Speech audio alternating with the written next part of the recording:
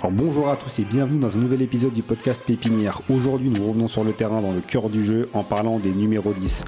Pour en parler aujourd'hui, 4 personnes, c'est un record. Franck Mayungou. Franck, comment vas-tu ? Ah, ça va, hein. Zidane déjà pour commencer. Zidane, voilà. Ok. non, ça va, hein. Hier, belle victoire de l'OM. Franchement, ça fait plaisir. Et T'as célébré un peu la victoire de l'OM ? Bah, célébrer, c'est un bien grand mot, mais ouais, content. On reprend la première place à l'heure où je parle. Donc non, c'est une satisfaction. Ouais. Ah ouais, non, c'est vrai. Enfin, très belle victoire. Et puis ouais, beaucoup d'autorité quand même. Enfin, j'entends. Ouais, maîtrisé. Franchement, Greenwood qui met un doublé. Aubameyang, tout ça. Non, franchement, beau match et on n'a pas tremblé, c'est ça qui est bon. Ouais, avec nous Stéphane Beck. Stéphane, comment vas-tu ? Bah écoute, super. 2 semaines d'affilée, hein, ouais. 2 semaines d'affilée, on commence à prendre l'habitude, on devient titulaire. Et si on pouvait me donner le numéro 10 pour aujourd'hui, ça serait top. Donc tout va bien, il fait beau, il fait froid, mais la vie est belle. C'est vrai. Arsenal qui joue demain. Toi qui es notre spécialiste d'Arsenal. Ouais, on espère une victoire pour continuer à creuser l'avance sur les poursuivants. Je pense que Liverpool c'est un peu mort maintenant, mais City, il faut toujours se méfier du Cherki qui dort. Et donc non, on va essayer d'avancer. De toute façon, chaque match Première Ligue, on a loupé les titres à 1 point, 2 points sur 3 saisons. Faut tous les moment d'avance. Ouais, ça fait 20 ans. Ouais. L'année où jamais. Ça fait un moment. Non, ça fait que 3 ans. Ça va faire 20 ans. Avant de louper de 25 points. Ça fait 20 ans que vous loupez le titre. Les rois de la deuxième place quand même. Hein. C'est vrai. Merci les gars. Avec plaisir. Avec nous Tariq Benbou, Tariq qui a le maillot des 120. Non, c'est quoi ? C'est les 125 ans de l'Olympique de Marseille. Ça, hein. C'est vrai. Mais oui. Et par contre, juste une interlude. Moi, j'ai un vrai débat. Hein. Qu'on fera peut-être un jour. Est-ce que l'OM est un plus grand club qu'Arsenal ? Pour moi j'ai la réponse. Après, oh que oui. Oh là là. Ah, moi j'ai la réponse en tout cas. Voilà. Je pense qu'il n'y a même pas de débat. Hein. C'est lundi qu'on fait le podcast sur ce débat-là, c'est ça ? Nouvel épisode qui s'est intégré dans la rotation. Les sourcils se froncent et les arguments se préparent. Rendez-vous bientôt pour un podcast qui n'aura pas de sens mais qui a le mérite d'exister. Tariq, comment vas-tu ? Ça va ? Bah très bien, Marseille a gagné. J'espère que le Havre va faire le taf aujourd'hui, puis impeccable. Hein. C'est vrai qu'on fait confiance au Havre. Très grande ville du Havre, totalement confiance en eux. C'est vrai. Barcelone qui revient en Camp Nou là. Ouais, enfin le nouveau Camp Nou, donc j'ai hâte. Puis beau match en plus contre le Bilbao demi-Camp Nou. Ouais. Faut préciser pour l'instant. Alors bientôt tout le Camp Nou, puis petit match contre Bilbao aujourd'hui. Donc. Ah Bilbao pas ouf cette année par rapport à l'année dernière. Ouais. Enfin, l'année dernière, qui est pas au top. Avec nous, un guest, quelqu'un qui est venu, qui a pris la route, qui est avec nous aujourd'hui. Guy Damango. Guy, comment vas-tu ? Bonsoir, bonjour à tous. Bienvenue dans ce petit podcast. Ça me fait plaisir de vous rejoindre, les gars. Merci Nabil de l'accueil. Ouais, cool. Voilà, je suis arrivé tout droit du Havre en espérant que ma ville actuelle perde ce soir et que mon club de cœur, ma ville de base, le Paris Saint-Germain, je le précise parce qu'on a deux Marseillais autour de la table ce soir, reprennent la première place jusqu'à la fin de la saison. Mais en tout cas, très heureux de vous rejoindre les gars dans cette aventure. Cliquez. Je pense que Nabil il va vous le dire après encore. Mais voilà, montez dans le bateau les gars, ça parle football, c'est intéressant. Aujourd'hui, c'est le numéro 10 et on va débattre sur le sujet. C'est vrai qu'il y a un traître à son code postal aujourd'hui, donc on l'accueille très gentiment. Donc le petit instant promo, comme le dit Guy, rejoignez-nous sur toutes les plateformes, Instagram, YouTube, Apple Podcast, Spotify, Deezer. Cliquez mes amis, c'est sérieux, cliquez. La thématique aujourd'hui est est-ce qu'il y a un numéro 10 est-ce qu'il y a un numéro 10 Il y a un numéro 10 dans ma team, la disparition du numéro 10, on va en parler aujourd'hui. Alors, est-ce que le numéro 10 on va parler d'un mythe disparu, est-ce que c'est une simple mutation tactique, est-ce que le numéro 10 c'est simplement réinventé, et on va parler d'une manière un peu plus romantique du numéro 10, est-ce qu'il nous manque, est-ce qu'on va le retrouver un jour ou pas? Dans un premier temps, donc la thématique, donc numéro 10, mythe disparu ou simple mutation tactique. Quand on parle numéro 10, le numéro 10 revêt une importance toute particulière, un symbole. Qu'est-ce qui aujourd'hui fait que le numéro 10 est le symbole du génie avant de devenir une espèce en voie d'extinction? Francky, toi, comment tu définis le numéro 10 et qu'est-ce que représente le numéro 10 dans un collectif? Bah déjà, le numéro 10, c'est un numéro. C'est un numéro quand quand t'es bon, j'ai encore parlé de mon rôle d'éducateur, quand tu donnes le numéro 10 à quelqu'un, tu le donnes pas à n'importe qui en fait. Alors aujourd'hui, peu importe son poste, mais j'ai toujours le donné à un offensif, pas forcément à un mec qui joue au milieu. Je peux le donner à un ailier, je peux le donner à un attaquant. Mais quand je donne le numéro 10, il y a quand même quelque chose il y a quand même une symbolique qui va derrière. Après aujourd'hui, le numéro 10, comme on l'entend dans l'imaginaire, il tend à disparaître, ou il a disparu, ou il a muté, mais il y a quand même le numéro 10 a quand même une symbolique sur le numéro a quand même une symbolique sur le terrain. J'aime bien une philosophie de jeu. En effet, Guy, qu'est-ce que t'en penses, toi? Bah, comme Franck le disait, effectivement, sur le plan de base, sur la feuille de match de base du football, on a ce numéro 10 qui est de base axial, en offensif au niveau du milieu et au niveau de l'attaque, qui gère vraiment ce lien concrètement. Moi, par rapport à l'histoire et dans l'idéal, le numéro 10, ça a toujours été le maestro, ça a toujours été celui qui nous fait rêver, qui nous donne vraiment des vibrations, des sensations, qui est capable de nous débloquer certaines situations par des passes magiques, par des frappes magiques, par des illuminations. Et puis on peut en citer plein, hein, mais ça reste marqué dans notre histoire et dans notre mémoire. Aujourd'hui, comme Franck le disait, est-ce qu'on l'a perdu? Moi, à titre personnel, je pense que oui. Je pense que ce rôle de numéro 10 qu'on a pu avoir dans le temps, type Kaka et j'en passe, Rivaldo, Zidane, même vraiment, on l'a vraiment perdu aujourd'hui sur un football aujourd'hui que je considère qui a évolué et qui ne tire plus à vraiment avoir ce créateur au milieu, quoi. Ouais, Stéphane, vas-y, ouais. Tu voulais réagir? Ouais, moi je pense pas qu'il ait disparu comme vous pouvez le dire. Je pense qu'il a plus muté et s'est transformé. Parce qu'aujourd'hui, on a quand même besoin de ce joueur un peu fantasque pour débloquer des situations. On a besoin quand même de magie. Aujourd'hui, je pense qu'il a muté dans différents rôles. Il est peut-être devenu même plus complet qu'il ne l'était avant. Mais la disparition en tant que telle, moi, je suis pas vraiment de cet avis-là. Après, moi, ce que ce numéro-là, il m'évoque forcément, c'est toute la créativité, la technique, la vision du jeu, celui qui a tout vu avant les autres, et c'est celui qui peut organiser l'équipe. Mais aujourd'hui, il continue de le faire, je pense, mais d'une position ou dans un rôle qui est différent. Oui, le 10, c'est celui qui voit ce que les autres ne voient pas. C'est la passe que personne n'avait vue, c'est l'action que personne n'attendait, le dribble imprévu, etc. Et je suis d'accord avec Stéphane, en fait, le 10, il est plus dans l'axe, ce que disait très bien Guy tout à l'heure, mais maintenant il va ailleurs, c'est Neymar qui est sur le côté gauche, c'est Messi qui est sur le côté droit, c'est Iniesta qui joue au milieu de terrain, Toni Kroos également. Donc il y a encore des 10, mais il joue pas 10. Ouais, mais quand on parle du symbole du numéro 10, le numéro 10, c'est le symbole d'un football romantique. C'est parce que c'est en général, et surtout dans le passé, c'était le joueur, on va dire, le plus technique et le plus fort de l'équipe. Le meilleur joueur de l'équipe, c'est celui qu'on mettait numéro 10. Donc, enfant, dès que les numéros commencent à apparaître, parce qu'en débutant, je crois pas qu'on avait les numéros, mais à partir de poussin en Benjamin, tout le monde a envie d'être le numéro 10. Parce que c'est pour ressembler au joueur qui nous fait rêver quand on allume la télé. En tout cas, c'était le cas. Oui. Aujourd'hui, les numéros, il y a des 98 et des 79, mais ce que je veux dire, c'est que c'était quand même le numéro du meilleur joueur de l'équipe. Donc, si le coach donnait le numéro 10, ça s'apparentait au fait qu'on soit le meilleur joueur de l'équipe. Je veux pas faire le vieux con, hein, mais nous, on est d'une génération où le numéro 10, ça voulait dire quelque chose. Voilà, aujourd'hui, on a tous... Mais encore aujourd'hui, enfin, genre, par exemple... moi, je sais pas, honnêtement. Ah, mais tu prends au Barça, par exemple, au moment où un mec comme Lamine Yamal ou comme Messi avant lui perce, ou quand il prend les rênes de l'équipe, tiens, on te donne les rênes de l'équipe et le numéro 10. Enfin, genre... en vrai, pour répondre à ce que tu dis là, la passation de Messi, simplement. Ansu Fati, pour toi, c'est un numéro 10? Ouais, mais au moment où Ansu Fati prend le numéro 10, c'est qu'on lui donne les rênes de l'équipe, grosso modo. Oui, c'était l'idée. C'était l'idée. Ouais, il y a peut-être encore la symbolique, mais est-ce que aujourd'hui le numéro 10 a vraiment le même symbole qu'il y a 20-30 ans? Moi, je sais pas.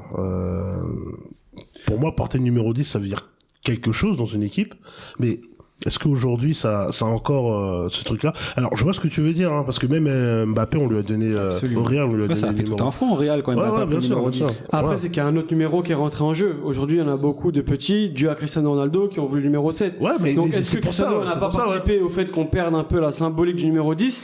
Parce que il y a eu un des meilleurs joueurs du monde qui avait, deuxième, je précise, après Messi, mais c'est une aparté. Il y a un des meilleurs joueurs. Désolé de te couper, je suis pas d'accord. Il y a un des meilleurs Merci joueurs Guy, tu du fais bien de monde. venir aujourd'hui. Hein. Et il y a un des meilleurs joueurs du monde qui avait le numéro 7, et du coup, il y en a beaucoup qui ont voulu ressembler à Cristiano, où le numéro 7 est devenu Ouais, mais, ouais. aussi important, en tout cas, Non, sur mais- une ère que le Non, numéro mais 10. il y a le 9 aussi, hein, dans ce cas-là. Hein. Le 9 aussi, il est mythique. Hein. Il y a beaucoup de numéros qui sont mythiques. Après, le 9, il s'apparente plus À au Ronaldo. buteur, entre guillemets, à celui Le vrai Ronaldo. à R9. Sauf que lui était dans le. Oui, mais lui, c'est le symbole d'une génération, ça. C'est exactement, vrai. c'est plus vois, par rapport à la c'est génération. Là, on parle dans le collectif, on va dire. Ouais, mais c'est un genre général. au-dessus du système, le 10 quand même, les gars. Ouais, pour moi, il y a rien le au-dessus 10, du c'est 10. quelqu'un, genre, il rentre sur le terrain. Genre, nous, quand on était petits, on rentre sur le terrain, le 10 d'en face, on l'identifie Oui. directement. Oui, c'est Ils ont- vrai, ils ont- c'est tu vrai. vois, on fait C'est attention au vrai. mec en face. Complètement. Après, c'est une question de génération, mais nous, jusqu'aujourd'hui, le 9 et le 10 ont toujours traversé toutes les générations. Toutes les générations, t'avais toujours un numéro 9 où, attention, c'est un très bon buteur. Et quand tu vois le numéro 10, tu te dis, C'est le meilleur joueur. c'est le meilleur joueur. Lui, il est trop technique, lui. Lui, faut le boucler, faut le serrer, faut aller le chercher, parce que lui, faut pas lui laisser d'espace. Ça a traversé toutes les générations. Et aujourd'hui, comme Franck le disait tout à l'heure, la symbolique y est, mais est-ce que concrètement, sur le terrain, aujourd'hui, quand tu regardes et quand tu prends tous les championnats, quand tu regardes toutes les équipes du top 10, top 20 européens, combien d'équipes aujourd'hui jouent avec un meneur de jeu? Tu fais bien d'en parler parce qu'on va parler de la modernisation technique et tactique. Aujourd'hui, on valorise le pressing, les transitions, le pressing haut. Est-ce que ça a provoqué la disparition du 10 traditionnel? Je sais que Francky et Stéphane, vous êtes dans l'éducation, vous êtes dans le coaching. On sait qu'aujourd'hui, quasiment toutes les équipes, du fait de Guardiola ou du fait du Barça, jouent en 4-3-3, jouent avec un double pivot, et du pressing, du contre-pressing. Est-ce qu'aujourd'hui, la disparition du 10 n'est pas inéluctable dans un foot où il a plus sa place? Bah, déjà, c'est l'évolution du football en lui-même, l'évolution tactique. Aujourd'hui, c'est que le numéro 10 était certes le meilleur joueur, mais avec ballon. Lui ne jouait que avec le ballon. Maradona, Zidane, je les ai pas vus beaucoup défendre ou beaucoup tacler ou s'arracher entre guillemets. Aujourd'hui, si une équipe, on l'a vu avec le Mbappé qui fait, on va dire, débat, si une équipe joue sans un joueur sur la partie défensive, sans ballon, il se fait percer parce qu'aujourd'hui le collectif évolue et devient tellement huilé, on va dire de manière globale, que si tu as un joueur qui se permet de ne pas défendre, tu mets en péril l'équipe. Donc c'est plus dans ce sens-là que le numéro 10 doit devenir beaucoup plus complet. Tariq. Il y a aussi eu, je pense, une évolution qui a amené une densification dans l'axe. Il y a beaucoup moins d'espace qu'avant. Déjà à l'époque, on remonte à Guardiola, mais déjà à l'époque du grand Milan de Sacchi, c'était le 4-4-2 à plat, il me semble. Et déjà à l'époque, on disait c'est la fin des 10, c'était Baggio qui allait de club en club, c'était, j'oublie son nom là, qui allait à Chelsea, l'italien. Zola, absolument, qui a dû partir d'Italie, qui avait récupéré le numéro 10 de Maradona. Hein. Carrément, il est parti en Angleterre pour trouver un endroit où il pouvait jouer numéro 10. Donc je pense qu'en fait aujourd'hui, on va en reparler, mais les numéros 10, soit ils ont reculé sur le terrain, soit ils sont passés sur les côtés. Et c'est ça qui s'est passé dans l'axe. Il n'y a plus de place pour un numéro 10, en tout cas dans les top clubs, c'est très compliqué. Ça fait référence à ce que Ancelotti, il y avait l'interview où il parlait avec Zinedine Zidane, que quand il arrive, lui, il est figé sur sa méthode italienne où c'est un 4-4-2 à plat, et Zidane n'a pas sa place dans l'équipe. Zidane, quand il arrive à la Juve, qui est moins bon et moins performant que ce qu'il faisait quand il était à Bordeaux, et finalement, un jour, il se dit, mais attends, j'ai un des meilleurs joueurs du monde dans l'équipe, et j'arrive pas à le mettre à sa position et à optimiser son potentiel. Et là, il change de manière tu parlais d'Arrigo Sacchi, pour une petite note historique, Arrigo Sacchi qui est un grand entraîneur du Grand Milan fin années 80, début années 90, et qui en fait lui valorisait le système au détriment de l'individualisme, le pressing, etc. Lui qui a quasiment inventé le football qu'on a aujourd'hui. Mais moi je pense que c'est accentué avec Guardiola en fait. Guardiola, donc il arrive fin des années 2000 sur son 4-3-3 et alors on me dirait que Iniesta est une sorte de numéro 10 ou Xavi, mais en fait c'est pas un numéro 10 classique, c'est plus des 8 en fait. Et comme tout le monde aujourd'hui veut copier un peu ce que fait Guardiola, tout ça, automatiquement le numéro 10 classique a disparu. Ah oui, complètement. Merci Franck d'entamer ce sujet via Guardiola, parce que c'est lui qui a complètement changé la donne. À partir du moment où tu passes en fait sur une défense à 3 ou éventuellement à 5, ça t'oblige à avoir du coup un bouchon en fait au niveau de l'axe, c'est ce que tu disais tout à l'heure. En fait au milieu tu te retrouves bouché. Pourquoi ? Parce que tes latéraux aujourd'hui ils montent énormément. Ils font que, on le voit maintenant, on dit plus des latéraux, on appelle ça des pistons. Ils vont même à l'intérieur aujourd'hui. On prend l'exemple du PSG, Nuno Mendes, Hakimi, voilà, complètement. Et puis, si on parle d'importance de latéraux, ça fera l'objet d'une émission un jour, mais toutes les grandes équipes sur les 10 dernières années, que ce soit le Barça, le Real, Liverpool, qui a pris la main, le Bayern, le Paris Saint-Germain aujourd'hui, ils ont tous gagné, pas grâce à leurs latéraux, mais en grande partie grâce à l'apport des ailes. Mais ça fait partie de l'évolution générale du football dont je parlais tout à l'heure, c'est que avant tu pouvais miser sur un ou deux joueurs qui te faisaient gagner, et plus ça allait et plus il fallait être complet parce que en face ça arrivait à s'adapter. Donc après on a commencé à avoir les latéraux qui deviennent un élément important de l'équipe, et là on a même les gardiens qui deviennent des éléments importants de l'équipe parce que leur jeu au pied, aujourd'hui tu peux être un très bon gardien et on voit l'exemple de Donnarumma, mais son jeu au pied n'est pas suffisant pour son coach. Donc on a l'évolution générale où maintenant les 11 joueurs doivent être complets dans tous les domaines de jeu. Mais est-ce qu'aujourd'hui, l'évolution du football, qui est devenue trop organisée, peut tolérer un joueur libre ? Enfin, c'est ça le truc. Aujourd'hui, le 10, c'est un symbole de liberté. Moi, quand je pense numéro 10, je pense évidemment à Zidane, je pense à des joueurs comme Riquelme aussi, des joueurs qui n'ont jamais couru ou très peu, etc. Ou pas vite. Pas vite, mais c'est des joueurs qui avaient le temps. Et puis, il y avait une espèce de gentleman agreement qui faisait que quand ils avaient la balle, ils étaient pas trop attaqués, ils pouvaient se retourner, ils pouvaient s'orienter, etc. Tous les 10 que tu cites ont parlé de leur rôle qui a changé, mais ils ont jamais été que axial. Ils allaient pas à droite, à gauche. Zidane, moi j'ai beaucoup de souvenirs de Zidane qui était plus côté gauche. Maradona, qui est un numéro 10 qui a marqué l'histoire, qui était beaucoup sur le côté droit, qui commençait ses actions sur le côté droit. Donc je pense que il y a une évolution qui est faite parce qu'aujourd'hui il part dans cette position-là, on va dire sur la feuille de match, mais même s'ils étaient placés au centre du terrain sur la composition, c'était quand même des joueurs qui bougeaient beaucoup. Oui, mais déjà Maradona il est un peu à part. Hein. Mais bon. Franck, je te laisse. Mais vous, Stéphane et Francky, vous qui êtes coach, vous avez un système de jeu que vous mettez en place selon les adversaires, etc. Est-ce que vous aujourd'hui vous avez un joueur qui est au centre du terrain, numéro 10 un peu à l'ancienne, ou c'est quelque chose qui n'est même pas envisageable pour vous ? Alors moi, mon système préférentiel c'est 3-4-3. 3-4-3, t'as pas vraiment de numéro 10. T'as deux, moi j'appelle ça des attaquants intérieurs derrière le 9, qui sont entre guillemets meneurs de jeu, mais c'est pas des 10 à proprement parler parce qu'ils ont un rôle aussi ils peuvent être ailiers et tout ça. Et aujourd'hui on joue en 4-4-2. OK. On joue en 4-4-2 à plat, ouais, avec deux véritables numéros 9. Alors un 9,5 et un vrai numéro 9, mais encore une fois, il y a pas de numéro 10. Alors, c'est pas que je veux pas jouer avec un numéro 10, c'est que aujourd'hui, moi dans mon système défensivement, je ne sais pas comment intégrer le 10.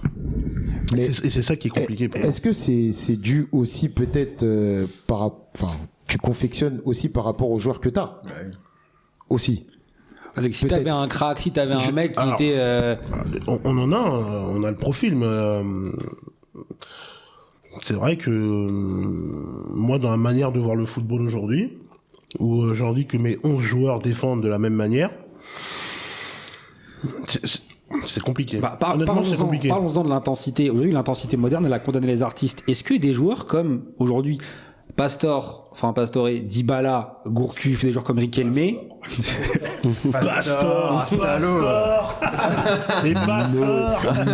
N'écorche plus jamais le nom de El Flaco Javier Pastore. Moi, je trouve qu'on en a fait un peu trop sur Pastore. Mais bon, bref, ça c'est mon avis. Moi qui pensais qu'on On avait a su pour l'OM, je te jure qu'on en a pas Non, fait je pense assez sur que- Pastor. mais si, on en a fait trop. Je pense qu'on en a assez fait un sur peu Par contre, j'ai une question parce que là, S'il a on a raison. juste Pastor, on a rigolé un peu, mais ça, c'est que Daniel Bravo qui disait ça. Donc, s'il te plaît, ressaisis-toi, Nabil, s'il te plaît. C'est mon idole, c'est mon idole. Ok, ressaisis-toi, s'il te plaît, parce que.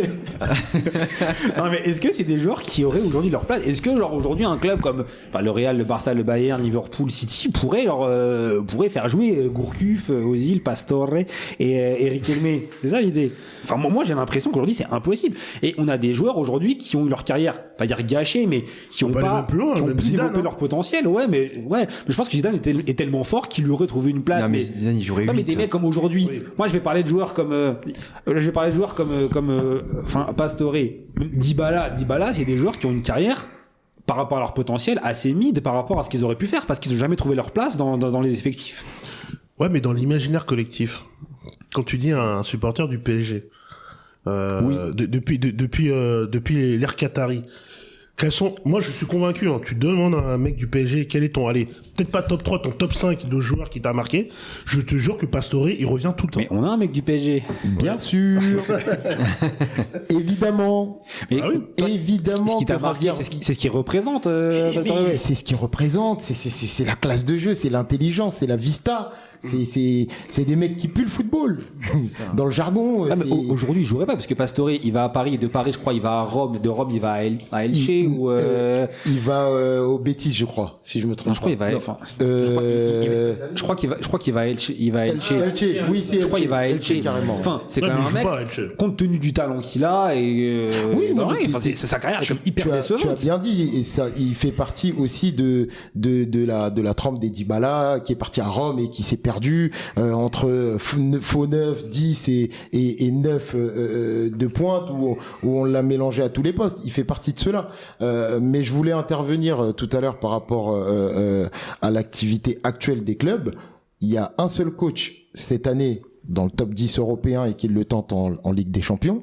C'est un vieux de la vieille, défenseur central, Vincent Kompany. Cette année, il est parti avec Serge Gnabry en numéro 10.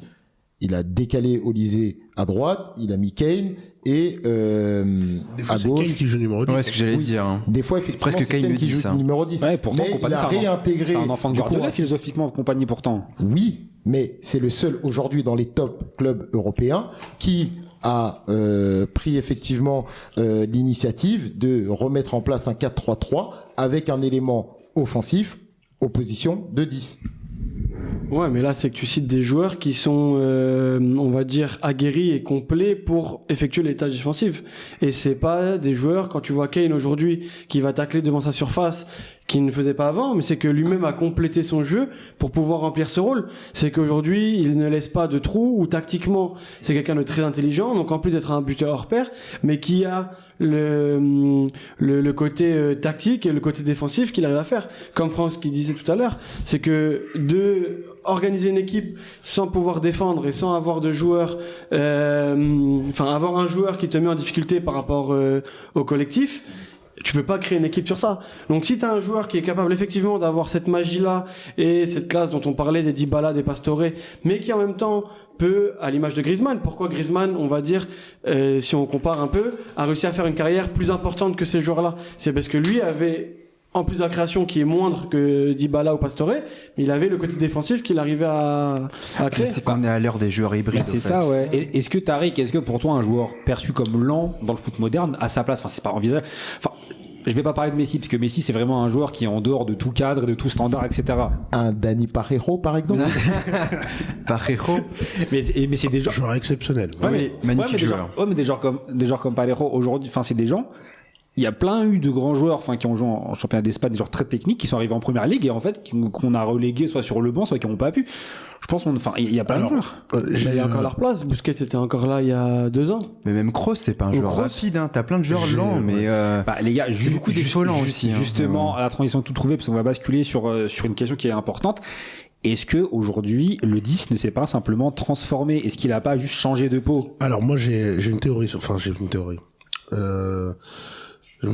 me suis questionné sur cette question. En fait, le numéro 10, ça dépend C'est des beaucoup de pays. questions. Hein.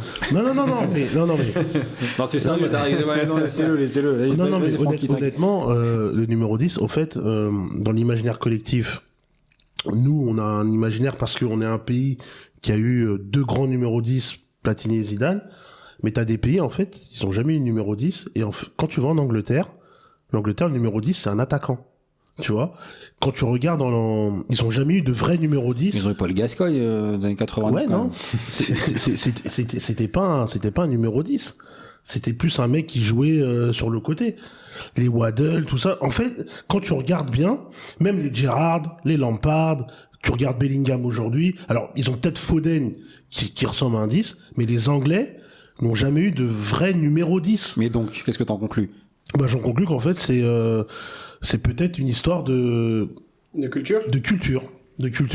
Même quand tu regardes les Espagnols n'ont jamais eu de vrai numéro 10. Alors on dirait Iniesta. Oui, non, on dirait Iniesta, on dirait Xavi, David Silva, Mata. Justement, c'était pas des numéros 10 à proprement parler, c'était pas des numéros 10 comme dans notre imaginaire. Même les Portugais n'ont jamais eu de vrai numéro 10 à proprement parler. Santi Cazorla, quand C'est même. vrai, qui tirait les corners. C'est vrai. Qui tirait les corners des Non mais ok, non mais moi je pense honnêtement, même les Allemands n'ont jamais eu de vrai numéro 10 comme nous on a dans notre imaginaire.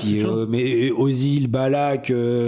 Ozil, je suis d'accord, mais Oui. Ballack c'était pas un Ballack, numéro c'est 10. pas un 10, ouais, je suis d'accord. Ballack c'était un milieu de terrain 8, 8-6. Ouais, 8-6, ouais. 8-6, non mais 8-6, vraiment, La latérale aussi, si vous mais c'était pas 8-6, grosse frappe, c'est tout. Exactement. Contrôle à la balade. Bah, même quand tu vas par là, on dirait que De Bruyne, pour moi, De Bruyne, c'est Ah si, oui. c'est un Même les 10. Belges. Après, les Belges, ils sont nuls au foot.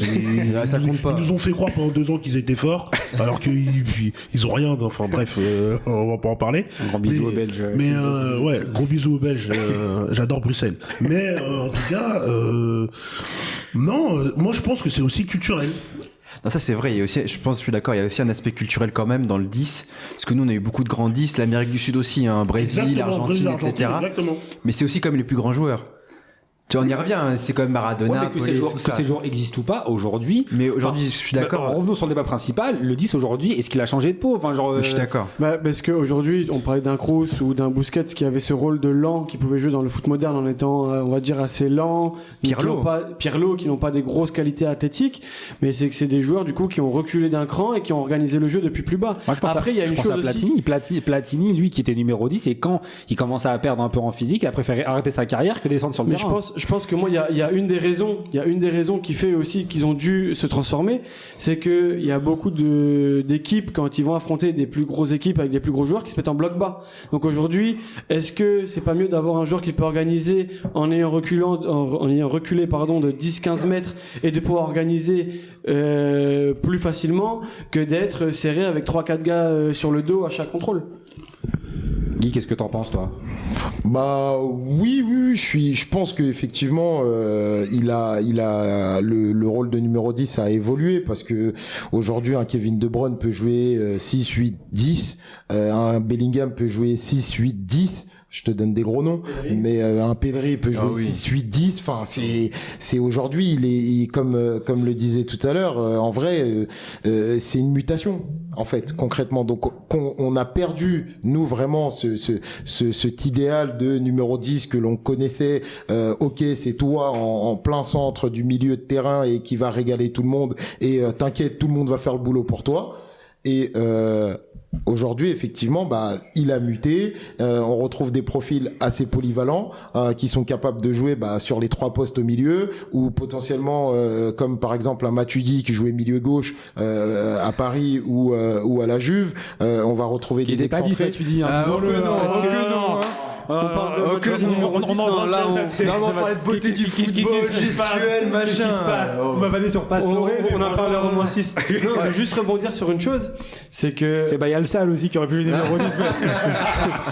c'est que depuis tout à l'heure, on insiste sur le numéro 10 qui aurait reculé ou qui serait resté dans les 3 du milieu. Mais au final, il y a quand même des numéros 10 qu'on a juste décalés. Je parle d'un Lamine Yamal, on va dire tout à l'heure, qu'il a dans le dos, mais même dans sa créativité, qui va peut-être un peu moins défendre. Mais du coup, il va mettre moins en péril l'équipe de son côté. Mais par contre, ça va toujours être le joueur créatif. Et le numéro 10, on en parlait au début, ce qu'on lui demandait, c'est de la créativité, c'est celui qui pouvait faire des différences et qui a vu avant tout le monde, ou qui par le dribble ou par la passe, ça va faire des différences. Yamal, je trouve qu'il occupe le poste de numéro 10 entre guillemets, mais depuis le côté, aujourd'hui. Donc il a pas que muté dans les 3 du milieu, il a pas que reculé. Oui. Il y en a qui sont excentrés. Mais moi je pense qu'il a même muté partout sur le terrain. Oui, t'as des défenseurs centraux aujourd'hui. Moi j'aimais bien à l'époque Bonucci quand il était à la Juve, il te faisait des passes de 50 mètres qui étaient des passes décisives. C'est un mec, je pense qu'il avait la qualité pour jouer. Alors peut-être pas numéro 10, mais c'était l'un des numéro 6 un peu comme Stones, voilà. un peu comme Stones est en train de faire avec ce que Guardiola a fait. Voilà, c'était un regista le mec. On savait que les attaquants, quand Bonucci avait le ballon, ils pouvaient recevoir le ballon même de 50 mètres. Je sais qu'il y avait quelques matchs où Coman avait mis Frankie de Jong en 5 aussi, comme ça il dirigeait le jeu mais de beaucoup plus bas sur le terrain aussi, donc c'est aussi envisageable. T'as dit Coman, gros. Moi je commençais à bugger, je dis putain, Kingsley Coman. Les gars, excusez-moi de parler français, les gars, je suis désolé. Hein. Mais ça, c'est pour tous les postes. Hein. Le plus impressionnant, c'est le latéral, soit dit en passant, mais. Ben exactement, parce que quand on était petit, rappelle-toi. C'est incroyable. Hein. Le mec qu'on mettait arrière droit, c'était le mec le plus nul. Mais et pas qu'un peu. Hein. Et pas qu'un peu. Mais vraiment. Putain, heureusement que j'étais gaucher. Putain. Ouais, mais justement, c'est exactement ça. C'est que chaque poste aujourd'hui doit devenir complet et hybride. Aujourd'hui, quand on regarde. Allez, le top 10 européen, tous les joueurs peuvent jouer à 2 voire 3 postes. Aujourd'hui, les systèmes sont hybrides aussi. Les systèmes sont hybrides, mais justement, parce que ce qui compte aujourd'hui, au-delà de l'individualité, qui était le cas, on va dire, jusqu'à la fin des années 2000, jusqu'à, on va dire, un peu Guardiola, où l'individualité pouvait faire la différence. Aujourd'hui, c'est plus l'animation, le système de jeu. Le système de jeu avant qui était, on va dire, assez fixe avec chacun sa position. Aujourd'hui, ce qui a fait la plus grosse différence, la plus grosse mutation, le Luis Enrique en est le plus bel exemple, c'est qu'aujourd'hui les joueurs, c'est dans l'animation qu'ils arrivent à faire des différences, où les adversaires ont l'impression qu'ils ont 3-4 joueurs mais partout sur le terrain. Tariq, pour conclure cette partie, est-ce que pour toi le 10 a juste été absorbé aujourd'hui, et il est ailleurs sur le terrain, enfin, d'après ce que je comprends, oui, mais est-ce qu'il a juste été absorbé aujourd'hui, en fait, et qui s'est confondu, enfin qui s'est confondu dans un système plus global? Oh bah en fait le système prend de plus en plus d'importance, je pense qu'on l'a bien expliqué, mais le 10, moi je pense fondamentalement en fait il est plus en 10, mais en fait il y en a un peu partout.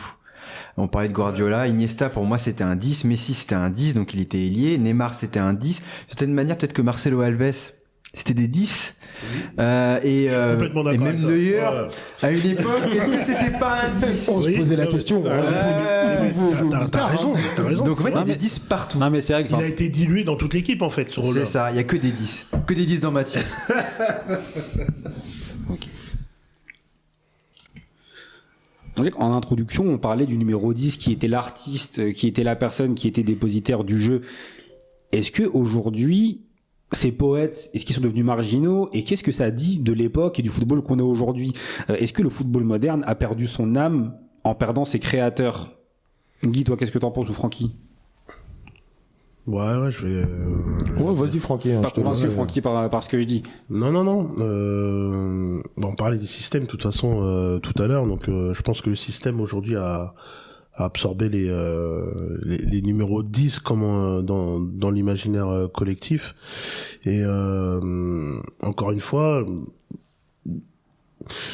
le numéro 10, en fait. Ouais, mais on a perdu un symbole quand même. Enfin, est-ce qu'aujourd'hui, aujourd'hui, le fait d'avoir le beau numéro 10, ça n'existe plus. Bah ouais, mais en fait, il s'est dilué, comme on a dit tout à l'heure, il s'est dilué un peu partout sur des postes, sur des postes annexes, tu vois. Donc, le numéro 10, comme on l'imagine. On l'imaginait il y a 20, 30 ans. En fait, peut-être qu'il va revenir un jour. Mais aujourd'hui, non, il n'existe plus à proprement parler. On n'a plus pour moi, le vrai dernier numéro 10, d'époque, qui avait un peu ce truc-là, c'est peut-être Isco.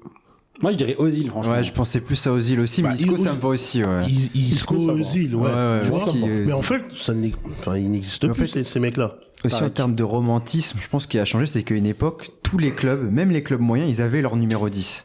Jusqu'aux années 80, tous les clubs, même des petits clubs, on parlait, enfin, le Grand Saint-Etienne, c'est l'Arqué. L'Arqué, c'est pas, tout le respect, c'est pas le plus grand joueur. Benjamin Nivet. Benjamin À trois. Nivet, voilà. T'avais, Benoît Pedretti. Ah non, il était plus 6, lui. Non, 18. C'était Michael Isabelle aussi, Julien Ferré. absolument. Julien Ferré, excellent C'est joueur. très beau. J'ai vu jouer en vrai. Des beaux joueurs, très très beaux Voilà. joueurs. Mathieu tous les Gobert. clubs, Mathieu Bodmer, ouais, c'est ça. Très beaux c'est- joueurs. mais très beau joueur, Bodmer, hein. Bonne tous mère, les- si, des pour têtes ceux de- qui des têtes qui de connaissent que commerciaux, depuis maintenant, non, faut vraiment qu'ils Non, aillent non, voir mais- les skills de Bodmer. Ah, Là, c'est c'est sérieux, Milan. hein. Le match Lille à c'est Milan. Il est incroyable ce match. Très sérieux. Mais tu sais qu'il il y a une anecdote sur Ancelotti, quand il voit Bonne Mère, parce qu'il arrive au PSG et que il connaît pas Mathieu Bonne Mère, il connaît que les joueurs. Mais il se dit, mais attends, mais ce mec-là, en fait, pourquoi il comprend pas pourquoi ce mec-là, il est pas connu. Et en fait, il découvre très vite que, en fait, Bonne Mère, c'est un mec qui il joue quand il a envie de jouer, tu sais, tu vois. Il est là pour le plaisir. Il est là pour le plaisir. Pour l'amour du Voilà, maillot, quoi. Voilà, c'est ça. C'est un Et que kiffeur. quand il a pas envie, il a pas envie. Mais vraiment, apparemment, Ancelotti, il se dit, mais attends, mais il est trop fort. Pourquoi il est pas en équipe de France? Pourquoi- Non, Mais c'est en pour ça fait, le match qui résume le mieux ça, c'est vraiment Lille-Milan, enfin Milan-Lille, c'est à San Siro, Lille joue en jaune, faut taper sur YouTube. Vous allez prendre du plaisir pendant 10 minutes. Cliquez. cliquez, un vrai Ouais, plaisir. mais là, les gars, quand vous en parlez avec de la rondeur dans la voix, genre vous êtes limite ému de pas numéro 10, ça veut dire qu'il y a quand même quelque chose, un symbole qu'on a perdu, et c'est de nostalgie quand même. Et aussi, je pense qu'il s'est passé un truc, c'est qu'aujourd'hui, comparé à 10, 20 ans, plus 20 ans même, maintenant, en fait, il y a beaucoup de super teams. C'est-à-dire, dès qu'il y a un gros joueur, les gros clubs, ils le prennent. En fait, tous les gros joueurs, tous les joueurs un peu frissons, bah, ils sont quasiment tous dans les mêmes clubs. Alors qu'avant, même un petit club, il avait son petit joueur frisson. Et au-delà de ça, c'est que je pense que le niveau général, on parlait tout à l'heure du latéral qui était nul, qui est devenu fort, du central qui était juste un casseur, qui est devenu un relanceur, un numéro 6 qui était un ratisseur qui aujourd'hui peut organiser le jeu. Et en fait, toutes ces choses-là font que, est-ce que les joueurs d'aujourd'hui, un Stones qui joue central, voire 6, est-ce que si on l'avait mis il y a 30 ans, il n'aurait pas été capable de jouer numéro 10 dans ces équipes-là, et avec le niveau général du football. Mais Marcelo rejoue le numéro 10. Hein. Marcelo, Il a Alves. 30 ans. Non, mais en fait, Alves aussi, bah. en fait, je prends des exemples parce que eux, on sait qu'ils sont techniques. Stones, on va dire, on a un peu l'image du central. Même des joueurs comme Ramos aussi, hein, Ramos c'est- qui a commencé numéro 6 par Mais, ailleurs. mais c'est pour ça en fait, d'où ma question. Est-ce que justement on parlait que c'est dilué, mais c'est aussi le niveau général de chaque joueur à chaque poste qui a augmenté. Et Non, moi, je dirais pas qu'il a augmenté, il a évolué. Non, moi je pense qu'il a augmenté. il a augmenté quand même. Bah, non, mais je suis pas sûr, en fait. Moi- Le football, il a changé, mais je pense qu'il a évolué, c'est tout.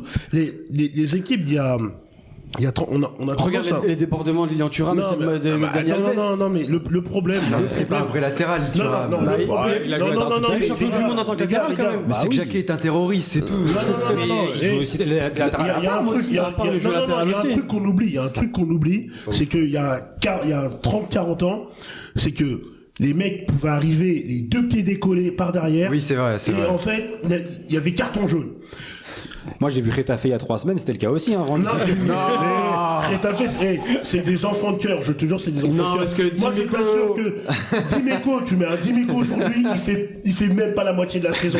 C'est un. Bah, c'est déjà, il est un suspendu au terroriste. premier match pour un an. Mais bien finalement. sûr, non, mais Les c'est un tacles, terroriste. les OM-PSG de l'époque, c'est. Mais c'est ça, donc. Mais que fait la police Le football d'il y a 30 ans, quand tu rentrais sur un terrain, quand t'étais Maradona, fallait avoir des vrais protège tibias, des vraies chevillières. Aujourd'hui, ils ont des trucs là qui font 3 cm, machin et tout, parce qu'ils savent que dès qu'ils sont effleurés, machin et tout, eh ben il va avoir faute. Mais il y a 30 ans, mais les gars, Mais rien après, qu'à le- 20 ans, hein.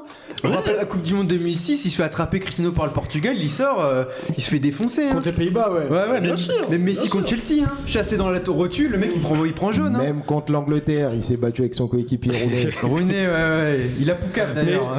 Mais pour en revenir au sujet principal du romantisme, je pense que le romantisme il s'est mis ailleurs et sur d'autres joueurs. Aujourd'hui, le romantisme, ça va plus être un ailier et comme on va dire qui va salir son latéral. C'est pas pareil. Enfin, aujourd'hui, une espèce de le beau joueur. Enfin, mais- peut-être le culte du beau joueur, on l'a plus aujourd'hui. Oui, On l'a mais beaucoup moins quand même. nous, on le voit avec les jeunes. Qu'est-ce qui les fait kiffer? ça va être le petit pont, le passement de jambe qui a fait tomber le gars sur les fesses. C'est Le le contrôle contrôle orienté. Je pense que le contrôle orienté qu'on a tous de Zidane contre le Danemark, où on va se dire que c'est incroyable et nous, c'est ça notre romantisme. Aujourd'hui, la nouvelle génération, c'est un contrôle. Alors que l'autre, ça va être, il a sali, il a fait un soleil brésilien, parce que t'as des Neymar, t'as des gens qui sont arrivés comme ça, ils ont grandi avec plus des Cristiano Ronaldo, des Neymar qui faisaient des skills. Mais YouTube, avec ça a bousillé une C'est ça. génération. Ça a bousillé une génération. Mais aujourd'hui, savoir garder la balle au milieu du terrain, entouré de 3 joueurs, ou avoir fait la déviation qui va éliminer 2 joueurs sur une déviation ou sur un contrôle, ça va être ça le romantisme, on va dire, de l'époque, et c'est ça qui va faire que c'était des grands joueurs. Puis après, les gars, vous parlez aussi de standardisation du football, mais est-ce qu'aujourd'hui, les clubs modernes veulent encore des joueurs qui osent? Guy, qu'est-ce que t'en penses, toi? Est-ce qu'aujourd'hui, on cherche encore des joueurs, pas des joueurs dans le système qui courent, je sais par exemple au Real, enfin, j'adore le Real, j'adore Valverde, mais je sais qu'aujourd'hui, Valverde, c'est un joueur qui est loin d'avoir la technique de joueur qui remplace. Et pour le coup, enfin, aujourd'hui, on recherche plus ça que de la technicité, j'ai l'impression. Tu parles du Real, je suis supporter merengue. Moi, dans l'effectif actuel, T'as beaucoup de défauts. J'en ai et franchement on a le meilleur club du monde, frère, de toute l'histoire. Tu peux pas parler avec moi. C'est vrai, parle pas avec lui.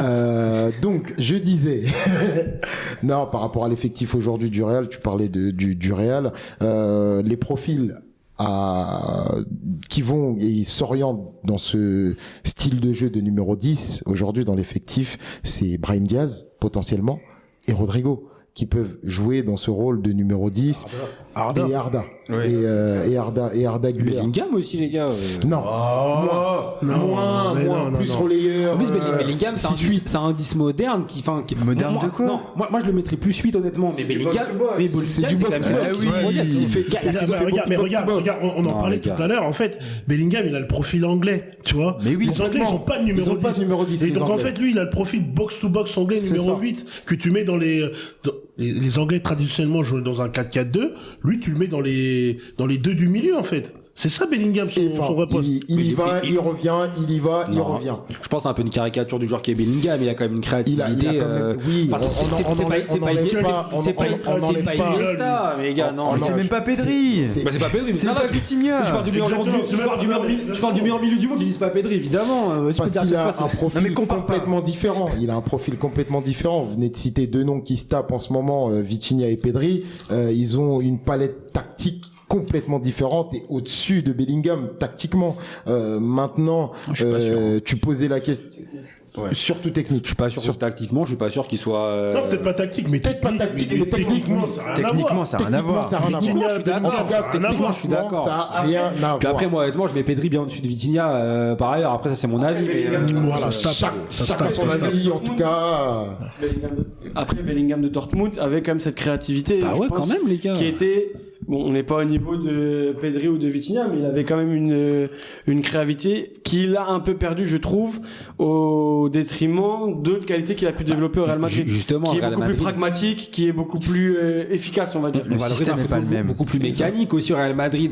Ça joue beaucoup genre sur, on envoie Vinicius ou bien Mbappé qui va provoquer, qui va fixer. C'est pour ça, je pense pas que c'est un joueur qui n'est pas créatif. Je pense qu'il est à Dortmund. J'aimais beaucoup ce joueur. Aujourd'hui, tu parles de caricature, mais je pense que c'est son rôle au sein du Real qui fait que sa caricature de ce qu'il devient, toujours en train de tacler, un peu en bout de course, un peu qui reste, mais par contre très efficace et très bon dans ce qu'il va faire. Même techniquement, il est quand même juste Bellingham, les gars. On parle pas non plus c'est pas une chèvre. On parle d'un joueur du Real Madrid qui est titulaire et qui a joué 100 matchs avec le Real Madrid. Encore heureux que techniquement il est bon. C'est pas le débat. Mais Valverde en face, pour moi, il y a quand même un déficit de technique. Il a quand même coûté son pétard. Faut pas l'oublier, ça non plus. Tu vois, on parle pas du dernier venu qui joue en D4 quand même. Mais pour répondre du coup à ta question, encore une fois, Franck l'a dit. Je pense que c'est on a un peu perdu, mais ça a commencé depuis belle lurette. Mais ça dépend encore une fois de la culture en fait. Concrètement, ça dépend encore une fois de la culture. En Espagne, tu vas retrouver encore des clubs qui jouent avec des numéros 10. Tu vas trouver de la formation qui va aussi, dans certains clubs, s'orienter vers ce profil-là. En France, on en a de moins en moins. On est plus sur des profils athlétique. Je crois que dans l'un des derniers podcasts, je crois que c'est sur la Ligue 1 où Franck précisait effectivement en termes de stats, parce qu'il est bon en stats, faut pas le négliger. Il précisait que on était le pays qui exportait énormément de joueurs à l'étranger. Oui. Donc on est dans un profil très physique. En Allemagne, c'est un autre style de jeu. En Angleterre, ils ont encore un autre style. Et comme on le disait, le football effectivement, il a évolué dans le sens où les milieux aujourd'hui, ils sont polyvalents, les latéraux ils sont polyvalents, les défenseurs ils sont polyvalents, et tout le monde doit savoir faire plusieurs choses concrètement. Stéphane. Après, dire qu'on a plus beaucoup de créativité en France, on a quand même un vivier qui est incroyable. Quand on a Cherki, quand on a Olysée, quand on a un niveau un peu moindre.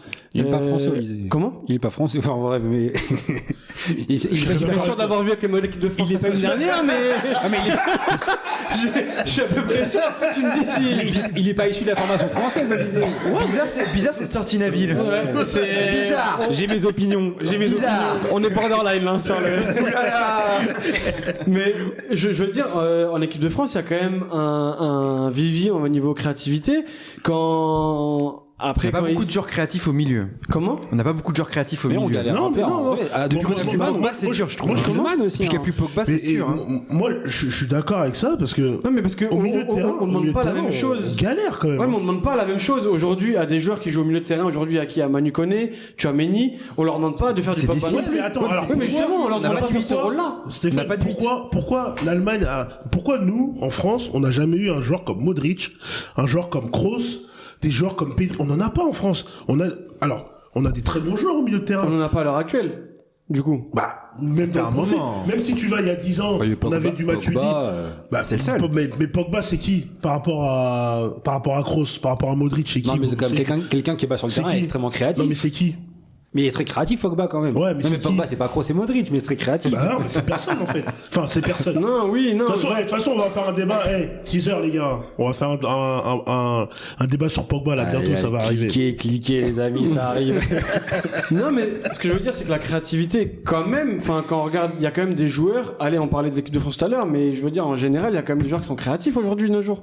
On peut pas dire qu'il y a plus de créativité dans le football. Non, en général, dans le football général. Ça, je suis d'accord. Mais il y a de la créativité, non? Moi, je pensais que tu parlais en équipe de France. Justement, les gars, parlons futur et parlons espoir. Est-ce qu'il y a un renouveau du 10 qui est envisageable? Visiblement, d'après ce que je comprends de ce que vous dites, non.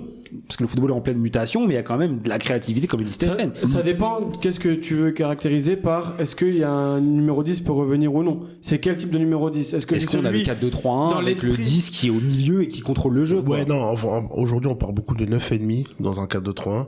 Mais en fait, le football, c'est des cycles, hein. C'est des cycles et il est pas interdit de, je sais pas, moi, dans 5, 10, 15 ans que le numéro 10 revienne parce que une équipe aura gagné 2-3 Ligues des Champions en 5 ans avec un numéro 10 iconique et tout le monde se dira, ah ouais, mais en fait, il faut un numéro 10, tu vois. Mais en fait, c'est juste des cycles, hein. Pour conclure. Moi, j'y crois au retour du numéro 10 et d'ailleurs, rejoignez-nous dans la Cherki Nation. Moi, je crois très très fort en Cherki. C'est trop fort. Ryan, c'est trop fort. Je sais pas si vous avez vu... Surcoté. Cut. Là, je suis pas d'accord avec toi, Franck. T'es pas lucide. Qu'est-ce que t'as fait hier soir? T'es pas lucide. Il y a du communautarisme. Mais non, pas du tout. Pas du tout. Il s'appelle Mathis, pas du tout. Comme Stéphane tout à l'heure vous a invité à aller cliquer sur YouTube pour Mathieu Bodmer, je vais vous inviter également à aller sur YouTube pour cliquer sur Ryan Cherki, regarder les highlights, et surtout regarder la vidéo du dernier entraînement avec l'équipe de France. Tu vas un peu loin là. Voilà. Il a raison, c'est trop. Il a raison. Alors moi, j'ai juste une question. Cherki, il a quel âge aujourd'hui là? Il a quoi, 22? 22-23, je pense. 22-23? C'est quoi les matchs de Ligue des Champions marquants de Cherki à 22-23 ans? Il a joué à Lyon. Merci beaucoup. Tu les aimes plus jeunes. Mais c'est pas. Merci beaucoup. C'est pas sa faute. C'est pas sa faute s'il a joué à Lyon. Zéro. Il est à Lyon. Zéro, les gars. Il a joué après. Moi j'attends. Franck, à sa décharge, il y a des joueurs comme Eden Hazard où tout le monde a leur. Mais surcoté Eden Hazard, moi j'ai toujours dit. Ouais, mais ce que je veux dire dans l'image, dans l'imaginaire et dans ce qui est vrai. C'est une émission sur Eden Hazard. Cliquez les amis. Avec celle et celle-là. C'était un joueur quand même très créatif. offensif, qui a quand même fait beaucoup de choses à Chelsea, en sélection de Belgique. En première ligue. En première ligue. En Ligue des Champions. Sur une Coupe du Monde. Sur une Coupe du Monde, elle a été bon, c'est tout. Les autres, Euro 2016, on le voit pas. Coupe du Monde 2014, c'est pas lui. Ouais, mais est-ce que Euro c'est pas 2020, des joueurs, on le voit pas. Quand il est à Chelsea, est-ce que par exemple c'est pas des joueurs comme lui, en tout cas dans son profil, qui nous fait qu'on aime bien l'équipe ou qu'on a envie d'animer la Je suis télé? d'accord avec toi. C'est des joueurs quand même qui en font comme ça. En première ligue, Alors, il a marqué les, il a marqué quand même la première ligue. Ouais, on est Moi, d'accord. je suis désolé. Encore une fois, Hazard. En Ligue des Champions, dites-moi un match marquant de Eden Hazard. Non, mais il en a pas. Mais ça, Voilà. ça c'est pas. Ouais, mais c'est pas forcément que le juge de paix avec des champions. Si Nabil. Mais pas Aujourd'hui, que. Non, mais le football, si Nabil. Non, mais le football, c'est les émotions quand même. Donc aujourd'hui, Mais les gens qui ont les émotions, c'est sur les grandes compétitions, contre les grands joueurs. Aujourd'hui, on parle de Hazard, on parle de Cherki. Moi, j'ai envie de dire, mais qu'est-ce qu'ils ont fait? C'est comme Bukayo Saka. Les Anglais, ils se paluchent sur Bukayo Saka. Mais Bukayo Saka, c'est qui? Il a fait quoi en Ligue des Champions, Bukayo Saka? doucement sur. Bah non, mais non, c'est pareil. Doucement. Dis-moi un match où il a été référent. Non, Bukayo Saka, c'est qui? Ça devient personnel, là. Non, mais Ce que je veux dire, Thunder à la fin du podcast. pour le coup, non, qu'il y a Guillaume, vous voyez pas, mais. pour le coup, Saka qui est beaucoup moins fantasque que Eden Hazard, mais qui est beaucoup plus efficace aujourd'hui dans le projet, on va dire, d'Arteta pour revenir sur le joueur en tant que tel. Il est beaucoup plus important parce que dans son rôle, il le remplit à merveille, il est pragmatique dans ce qu'il a à faire. Mais un joueur comme Eden Hazard va être beaucoup plus fantasque, il va faire lever les foules. Aujourd'hui, on va avoir un match de D1 district. Si un gars il met un geste de fou, on va quand même en parler. Ah oui, non mais Donc, sur le c'est cette magie-là dont je veux parler. Sur ça, je suis d'accord avec toi. Hazard, il avait ce truc-là qui était un peu hors système. Et lui dit lui-même, hein, lui il jouait parce que voilà, il adorait ça pour l'amour du foot, machin et tout. Mais si on parle de performance, encore une fois, bah pour moi, je suis désolé, Hazard. Ouais, mais le foot aujourd'hui ne doit pas être résumé que à des statistiques ou à des gros matchs. Si aujourd'hui il met 3 petits points dans un match contre Burnley en première ligue, on va tous se regarder, on va se dire waouh. Tu vois? Donc là, c'est sur cette émotion-là de joueur fantasque. Après, forcément, aujourd'hui, si tu veux être dans une top équipe qui gagne des Ligues des Champions et des trophées, ben, c'est les joueurs il y en a de moins en moins pour répondre à la question de Nabil. Parce que, justement, on peut pas avoir quelqu'un qui, est là que pour le kiff. Il a des obligations et des comptes à rendre, on va dire, en termes de stats, en termes de ce que demande le coach en tant que retour défensif, dans l'Euro hybride, est-ce qu'il a réussi à remplir 2 ou 3 postes? Donc là, oui, pour arriver à ce niveau-là des top 10 européens, on peut pas avoir de joueurs, on va dire, fantasques comme il y a pu en avoir avant. Mais effectivement, Ryan Cherki, aujourd'hui, potentiellement, dans le football actuel, c'est l'espoir à devenir de ce sujet que l'on aborde aujourd'hui, du rôle de numéro 10. Car pour moi, si on veut aller loin, ce n'est que mon avis en Coupe du Monde avec l'équipe de France. Il faut donner les clés du camion à ce petit. Voilà. Je suis pas d'accord. Non, je suis très déçu de Francky. Mais bon. Une fois n'est pas coutume. Une fois n'est pas coutume, moi qui va nous rappeler. Mais bref, écoute, merci beaucoup les amis pour ces débats de qualité. Nous allons passer à la partie historique avec des petits souvenirs. Je vous ai demandé à chacun de préparer un souvenir sur une performance d'un numéro 10 pendant un match. Tariq, est-ce que tu veux commencer? Alors, en tant que fan de l'OM, évidemment, j'ai pris l'Olympique de Marseille. On est en 2018. Match de quart de Ligue Europa, OM Leipzig. À l'aller, Marseille a perdu 1-0. Match retour. Et le numéro 10 de l'OM, c'est notre europhile préféré, Dimitri Payet. Donc Payet, avant avoir des pratiques un peu discutables, c'est un numéro 10. Est-ce que tu veux contextualiser pas plus. Donc c'est un numéro 10 et ce soir-là, donc il faut gagner avec plus d'un but d'écart parce que si tu prends un but, c'est à domicile, donc le but à l'époque à l'extérieur compte double. Et Marseille ouvre le score. Non, je dis une bêtise, je crois que c'est Leipzig qui ouvre le score. Marseille égalise sur corner. Si c'est pas Augustin. Non, il marque le deuxième. J'ai vérifié. Donc Marseille égalise. 2-1 pour Marseille. But exceptionnel d'ailleurs de Payet, une frappe enroulée qui est refusée à cause d'une faute de l'horrible Mitroglou. Une fois n'est pas coutume. Je t'ai pas oublié toi. Et alors, en plus j'ai oublié de dire, mais il y a des sacrés joueurs. Il y a Upamecano, Jean-Kévin Augustin, Konaté, Sabitzer côté Leipzig. Donc ça joue et tout. Et il y a 2-1 pour Marseille. Donc à ce moment-là ils sont encore éliminés. Alors après il y a un contre sur un compte de l'OM d'ailleurs 2-1, puis 3-1 pour Marseille à la mi-temps, but de Thauvin sur un coup franc de Payet. Donc Payet est un peu à la baguette, il est sur toutes les actions, etc. La seconde mi-temps commence et Augustin marque un but et il chambre d'ailleurs l'OM et tout. Donc Jean-Kévin Augustin, ancien joueur du PSG. Ancien Parisien. Voilà, donc il se rappelle au bon souvenir des PSG-OM. Il fait quoi aujourd'hui, Augustin? Il est sous ballon.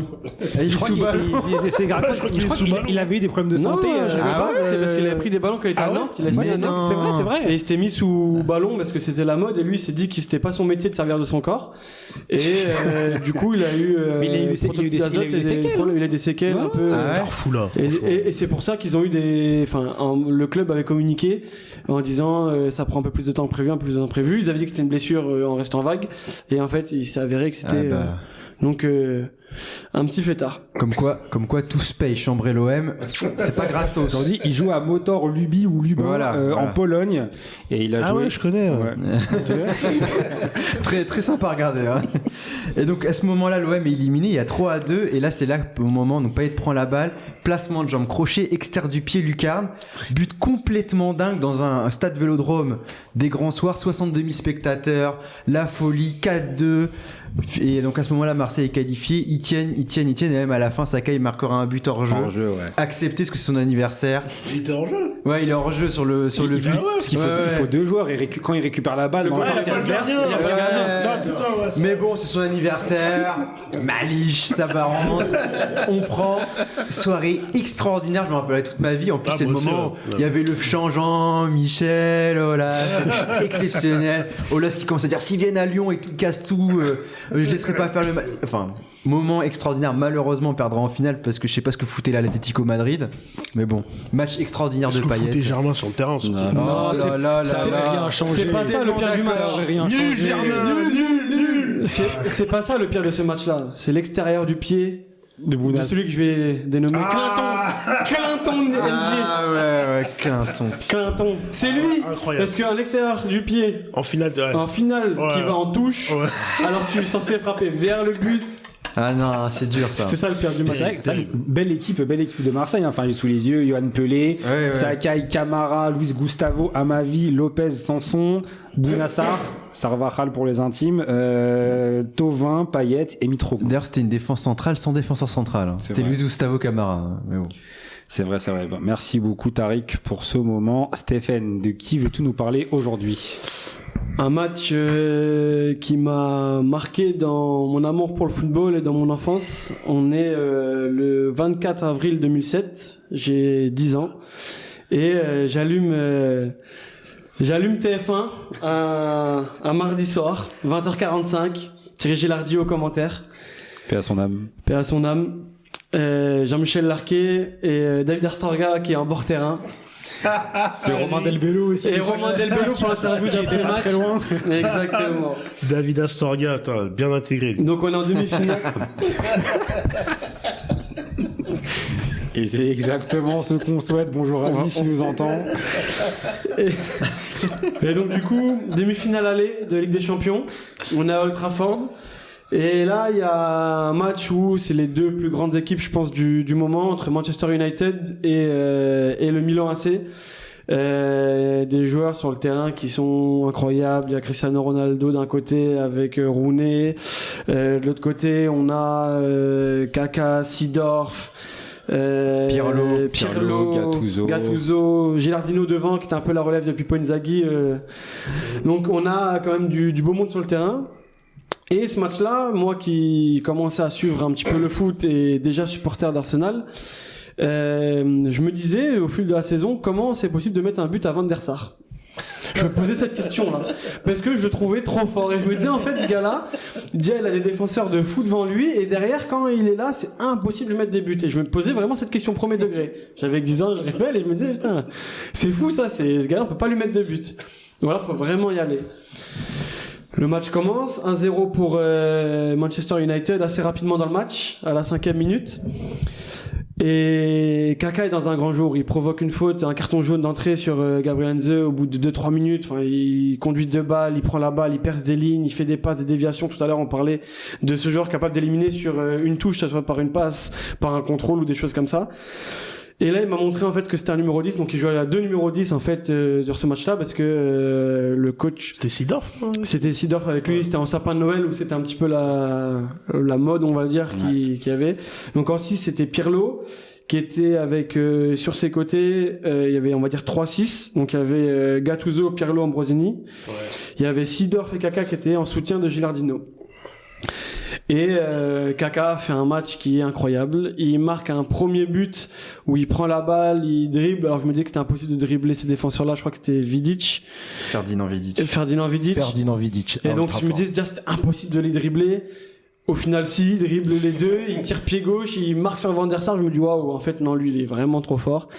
Et après il fait une action qui, je pense, tous les amoureux de la Ligue des Champions ont en tête, où il part du côté. Il dribble sur un sombrero, c'est Gabriel Heinze. Il y a Patrice Evra qui arrive. Il se cogne. Ça arrive. Patrice Evra arrive pour vraiment prendre la balle de la tête et dégommer Kaka dans sa course. Et en fait, il arrive à toucher la balle juste de la tête avant les deux. Les deux se rentrent dedans, tombent. Et là, il ajuste parfaitement du plat du pied Van der Sar. Et là, je me suis redit, en fait, c'est vraiment pas un super joueur. Il est vraiment trop fort, ce mec-là. Et c'est une des prestations qui, quand on regarde, je vais revisionner, qui fait une prestation, en fait, de A à Z, où tout le match, il prend la balle, conduite de balle incroyable, où il arrive à casser des lignes balles au pied, faire des passes, des déviations, faire jouer les autres, il marque doublé. Il perd 3-2 ce match, au final, malgré sa prestation XXL. Et derrière, au retour, il gagne 3-0 à San Siro et il remarque encore d'ailleurs, il ouvre le score à San Siro sur le retour. Donc voilà une prestation qui m'a marqué. Ce serait Kaka Ballon d'Or cette année. Et Kaka qui a été le dernier meilleur joueur du monde avant que Messi et Ronaldo instaurent une dictature pendant 15-20 ans. Ouais. Et donc voilà. Donc, pour nos jeunes auditeurs, n'hésitez pas à aller voir qui était Ricardo Kaka, qui s'est ensuite perdu du fait d'une pubalgie au Real Madrid, mais qui était un joueur arrive en tant que Cristiano, quand ils ont voulu reformer les Galactiques. Et Benzema. Xabi Alonso, ils arrivent tous en même temps. Arbeloa aussi. Hein. Et Kaka, pour la petite histoire. Raoul Albiol, tu vas voir là. Et Stéphane Granero. Et Kaka, pour la petite histoire, qui a failli ne jamais nous donner toutes ces émotions-là. Parce que il y a une anecdote qui est assez connue, qui a plongé dans une piscine sans eau et qui est tombé en fait dans cette piscine-là, qui s'est cassé un bout de la cervicale où il devait être handicapé à vie et être paralysé à vie. Et au final, il a, par la médecine et les miracles, il a réussi à marcher, à jouer au foot et à devenir le joueur qu'il est. Voilà. Et c'est pour ça qu'il est lui très croyant de son côté. Merci Stéphane pour ce moment. Francky, quel joueur tu as choisi, quelle performance tu as choisi? Ouais, moi j'ai choisi Dybala. Alors Dybala, on est en avril 2017. Ouais, 2017, ouais. Exactement. Un Barça Juve.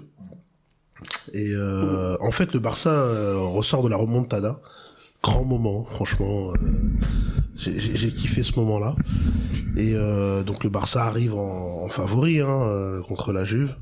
Et là, il y a Dybala qui sort une performance hors norme contre le Barça. Doublé, il fait tout. Même Iniesta, il éteint Iniesta sur le match.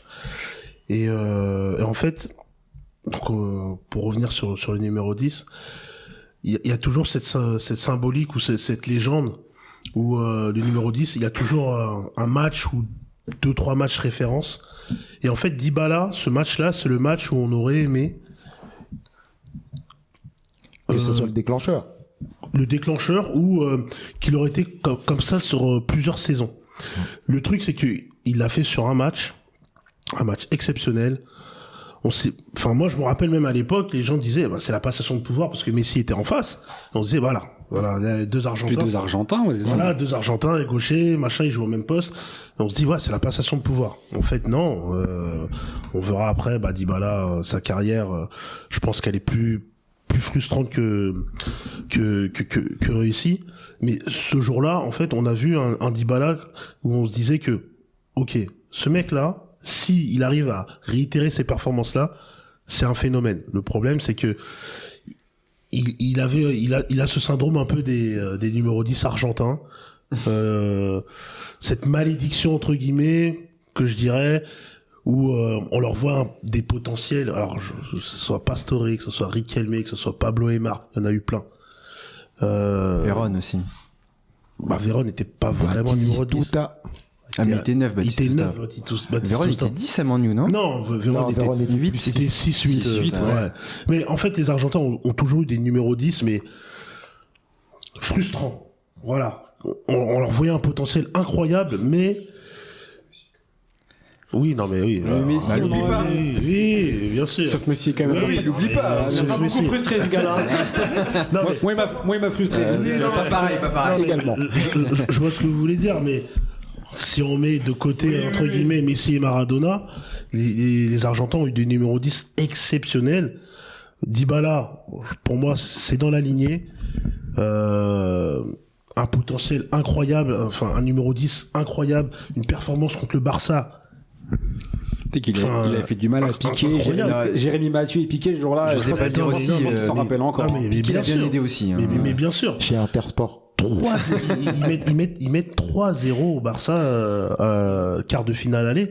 Et malheureusement, Dybala aujourd'hui, il est toujours blessé. On sait même pas s'il joue à la Roma. Enfin, je crois que c'est Mathias Soulé qui prend sa place à la Roma beaucoup aujourd'hui. Donc, il est même pas dans le 11 titulaire de la Roma aujourd'hui. C'est quand même. C'est terrible. Par contre, du joueur que ça. Après, c'est un joueur qui a jamais trouvé sa place. Que ce soit à la Juve, il a été fort. Après, en Argentine, il n'a jamais trouvé sa place. Quand Ronaldo est venu à la Juve, il a jamais trouvé sa place. Et à chaque fois, c'est un joueur à qui on trouvait des excuses. C'est pas lui, c'est le coach, etc. Mais quand il y a 1, 2, 3, 4, 5 coachs qui te font pas jouer, au bout d'un moment, c'est toi, quoi. C'est ça. Et donc voilà, j'avais envie de parler de Dybala parce que pour moi, c'est un super joueur, mais qui n'a pas eu la carrière qu'il aurait dû avoir. Voilà. Si je peux me permettre, permets-toi. Il y a juste 2 prestations qui mettent, qui résument un peu tout ce qu'on a dit depuis le début. 2 prestations légendaires, une légendaire et l'autre qui, je pense, restera dans les mémoires et qui symbolise très bien la différence entre les numéros 10, on va dire, plus modernes et ceux plus anciens. La première, c'est Zidane de 2006, où on a tous, dans notre inconscient, dans notre imaginaire, le match légendaire de Zidane, on va dire, c'est le match peut-être le plus abouti qu'on a dans notre, à part le début dans la finale de la Coupe du Monde, mais en termes de jeu et dans ce qu'il fait contre le Brésil en quart de finale. Sauf que, quand j'ai regardé le match, non, c'est pas pour critiquer la prestation, parce que moi, quand je l'ai revu, Et en fait, il y a beaucoup de pertes de balles, mais parce qu'il y a aussi beaucoup de prises de risques.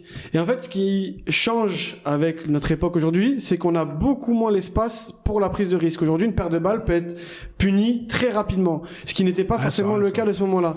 Et en fait, j'ai regardé une autre prestation d'un numéro 10 qui m'avait marqué quand je cherchais le souvenir, c'est celle de Isco contre l'Italie. En 2016-2017. Il avait nettoyé Verratti. Je crois que c'était éliminatoire de l'Euro.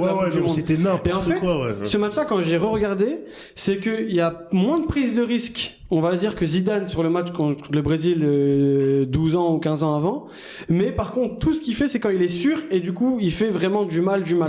Et en fait, là où il y a le poste à évoluer, c'est que on laisse beaucoup moins la place, ou en tout cas, les coachs ne tolèrent beaucoup moins la perte de balle. Parce que derrière, ça peut être puni, ça peut être en jeu de transition, on peut se faire transpercer très rapidement. Et donc, en fait, c'est 2 prestations de numéro 10 que j'ai trouvé bonnes, excellentes, dont un qui, dans l'imaginaire français, est incroyable. Mais celle de Zidane, c'est qu'il y a beaucoup de pertes de balles, mais en fait on se souvient pas parce qu'il y a eu tellement de bonnes choses qui ont été faites à côté qu'on a oublié toutes ces pertes de balles là. Mais si vous allez regarder le match en lui-même, il est pas mauvais parce qu'il fait quand même un match incroyable et que la balle vient sur lui, revient, c'est lui le métronome de l'équipe de France, mais il a la place de perdre beaucoup de ballons et de tenter beaucoup de choses. Donc voilà, c'était un peu pour résumer notre échange d'aujourd'hui. Tout à fait. Guy, quelle performance tu as choisi aujourd'hui? Comme les auditeurs l'ont bien compris depuis tout à l'heure, que j'étais supporter parisien et également madrilène, j'ai choisi de prendre Mesut Özil. Mesut Özil m'a surpris sur un match en avril 2012. C'est l'année où le Real Madrid, entraîné par José Mourinho, tape les 100 points en championnat. Le meilleur Real de l'histoire. Le meilleur 121 buts marqués, 100 points, 3 jours après. Le meilleur Real de l'histoire, les gars. Non, mais c'est que c'était n'importe quoi, ce Real. C'est Ronaldo, les 46 buts en championnat. Bon, mais si on met 50 en face, mais ça compte pas.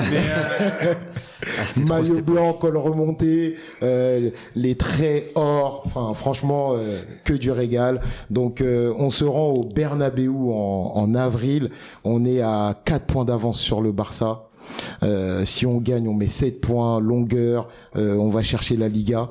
On part avec une équipe, je te passe les joueurs, des Di Maria, des Ronaldo, des Benzema, des Ozil, des Khedira, Xabi Alonso. Et sur ce match-là, Mourinho avait mis Fabio Contrao sur le couloir. Souvent dans les gros matchs, il mettait Contrao. Hein. Effectivement, c'était pas Marcelo, il mettait Contrao, et puis on retrouvait Pep et Ramos sur les couloirs, dans l'axe, pardon. On n'a pas les mêmes couloirs. Hein. Dans l'axe, pardon, pour bien découper. Pour bien découper. Et en fait, ce match-là symbolise vraiment pour moi le rôle du numéro 10, parce que effectivement Mourinho met et en plus numéro sur le dos Ozil à la baguette. C'est-à-dire que c'est lui qui est sur l'ouverture du score, corner. Il tire, paf, mauvaise relance de Puyol, qui dirait est dans les parages en numéro 9, paf, il la rentre 1-0. Le 1-1 intervient via Alexis Sanchez qui fait son entrée par la suite, et puis là l'instant magique, voilà, qui est dans les mémoires et qui restera dans l'histoire.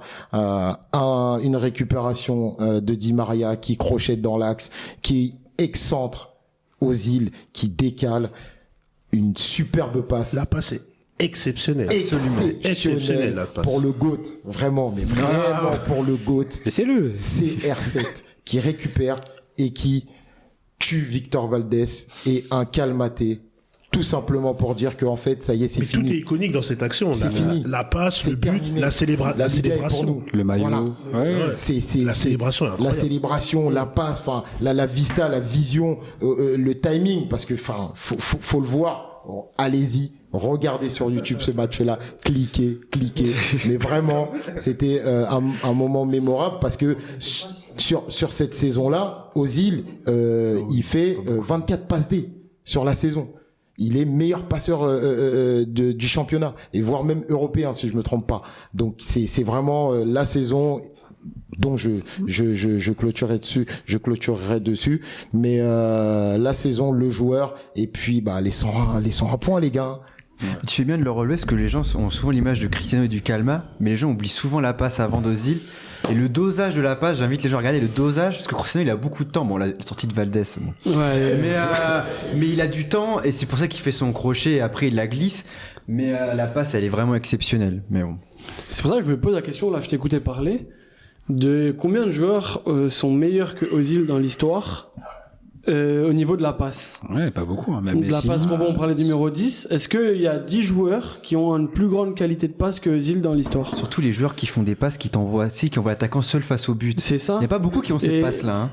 Et derrière, parce qu'il a joué Arsenal, c'est pour ça que je pensais à ça, à toutes les passes D qu'il a pu mettre. Non, je pensais à toutes les passes D qu'il a pu mettre. Ça a dû te réveiller à l'époque. Comment? Ou qu'il aurait dû mettre, parce qu'il y en a beaucoup qui ont gâté derrière.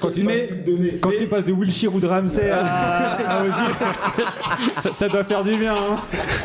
Non, mais c'est vrai, parce que j'ai une passe, par exemple, quand il joue contre la France avec l'Allemagne, où il tape la balle et qu'elle passe entre 4 jambes, et on se dit, et en fait, au moment où il le fait, je me dis, oh la chance en direct, et quand tu le ralentis, en fait, non, c'était pour un but pour Khedira. C'est ça spécial, celle-là. Ouais, là, quand il la oui, top, là. Quand il la top, mais c'est là où elle passe vraiment au milieu de 4 joueurs, et je me dis, la chance, et quand tu vois le ralenti, en fait, non. Non. C'est vrai qu'Ozil, enfin, le Real de l'époque, avec Ozil, Di Maria, qui étaient un peu les meneurs, ils avaient 20 passes D de moyenne par saison. Mais ouais, non, mais c'était incroyable. Et je regardais là le but, en fait, sur la passe d'Ozil, il y a une passe qui est évidente, que tout le monde fait, parce que Di Maria prend la profondeur. Ouais. 99% des gens font la passe à Di Maria parce qu'il prend la profondeur, et derrière ça fait une occasion. Mais lui, en fait, Di Maria, c'est trop facile. Il lui tient cadeau. Voilà, un petit peu. Tiens, il fait une passe de 25 mètres à Cristiano, qui fait un appel derrière, opposé, croise, qui croise. Mais dans le bon timing, dans le bon tempo, alors que normalement la passe la plus logique en tant que joueur, c'est la remettre à Di Maria. Elle est exceptionnelle cette passe. Franchement, Ozil, allez voir le joueur que c'était, parce que c'était pas seulement un passeur. Cliquez. C'était un menage. Je me rappelle en termes de dribble, de lecture du jeu, etc. Je me rappelle de Real Barça où Abidal pendant des matchs entiers souffrait. Terrible. Hein. Peut-être là que c'est c'est le tranquille des années compliquées là ces dernières années. C'est vrai que quelques remous. Il souffrait pas avec Kera. Il a vraiment joué petit bras, mais on en parlera une prochaine. Attends, apparemment il s'est remis avec sa meuf. Ouais, Kayat, bien sûr. Il est fort. La nana, Mais tu l'as vu la nana? Par contre, j'aimerais bien qu'on retrouve son interview. Parce que j'en ai marre de voir que des mèmes et des petits bouts d'interview à chaque fois. J'aimerais bien qu'on retrouve l'interview en entier de celle-là. T'es trompé. De Pied Carré. Ouais, c'est là, ouais. Mais j'aimerais bien qu'on la retrouve cette interview-là, en passage. Ah ouais, Parce que si on parle de Rico, j'aimerais bien qu'on nous montre toutes les images aussi. On nous cache beaucoup de choses. Merci beaucoup Guigui pour conclure. Oui, une petite dernière pour dire, pour faire plaisir à notre très cher supporter d'Arsenal, et pour encore en rajouter sur Mesut Özil, je vous rappelle encore une fois un souvenir très très marquant. Maillot d'Arsenal, match à l'extérieur de Ligue des Champions contre Ludogorets, non? Ah, c'est ça, ouais. Voilà. Match de poule. Voilà. Allez regarder, c'est tout ce que j'ai à dire. Non, mais l'action, elle est trop exceptionnelle. belle. Je suis d'accord. J'ai encore ce maillot Puma, bleu et jaune chez moi. En plus, c'était pas les grandes époques. Hein. On n'a pas donné à Ozil. Et on m'a demandé de retirer de ma chambre depuis que je me suis marié, mais je trouve ça un peu dommage dans la déco. Je trouve qu'il. Quel enfer. On va faire des concessions. Écoutez, merci beaucoup les amis. On va passer rapidement à un petit quiz. Sur donc mon ordi c'est figé, donc on va faire le truc de tête, les amis. Oula. Je vais vous demander, les amis, de me trouver 3 joueurs. Enfin, de me trouver un joueur sur la base de 3 clubs dans lesquels le joueur a joué. Les clubs peuvent être dans le désordre. Ouais. Répète la question, t'as mis trop de... Il faut trouver un joueur. Ok. Et en indice, je vous donner 3 clubs dans lesquels ce joueur a joué. d'accord. Les clubs peuvent être dans le désordre. Ok, d'accord. Ça, c'est important. Ok, alors je commence. Barcelone, Porto, Chelsea. Ricardo Carvalho. Deco. Déco, ouais. Carvalho, Ricardo Carvalho, il a pas été à Barça. Il a joué dans un club maudit. J'ai je me lève mon doigt pour dire que j'ai un point, c'est ça? Exactement, un point pour Ah, tu Stéphane. fais faire les comptes? Ah, c'est comme ça maintenant.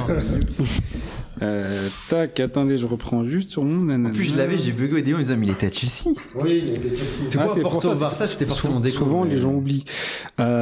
Ok, alors, j'ai Barcelone, Boca Junior, Villarreal. Riquelme, exactement. C'est sûr. Alors, j'ai Sao Paulo, Real Madrid, Milan AC. Kaka, exactement. Alors, j'ai Inter Miami, PSG, Union Sportive de la clinique barcelonaise d'hormones de croissance. Mais si. Mais non. Exactement.